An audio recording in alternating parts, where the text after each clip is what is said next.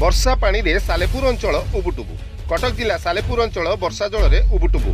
गत 2 दिन है लगातार वर्षा जो सालेपुर मधुपंडप रास्ता हाट सालेपुर खेलपड़िया सालेपुर कुआपाड़ रास्ता लुणाहार पोल पाखु बेंगसाऊ छक पर्यंत मुख्य रास्तार पानी जमी रही जनसाधारण जीवा आसबार असुविधा सृष्टि होती। सालेपुर सहर में ड्रेन व्यवस्था न पानी निष्कासन हो पारना से कहार नजर नहीं। प्रशासन पक्षर किसी कार्यानुष्ठान ग्रहण करा अल्प किछि दिन है सालेपुर सहर सबुआडे जलमग्न हो जाइछि। ड्रेनेज सुविधा करने साधारण दाबी होउछि। सेपटे चाषी निज हल लंगल को फेर।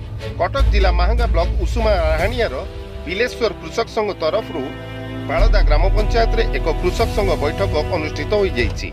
एही सभारे संघर सभापति भवानी शंकर नायक और संपादक प्रदीप कुमार सामल उपस्थित रही सभा परिचालना करथिले।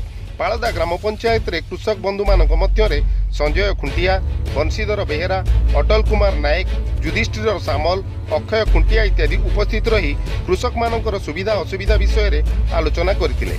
निश्चिंत कोइलु दीप्ति रंजन पंडाग सालेपुर त्रिदिव सुंदर नायक रिपोर्ट मी न्यूज ओडिशा।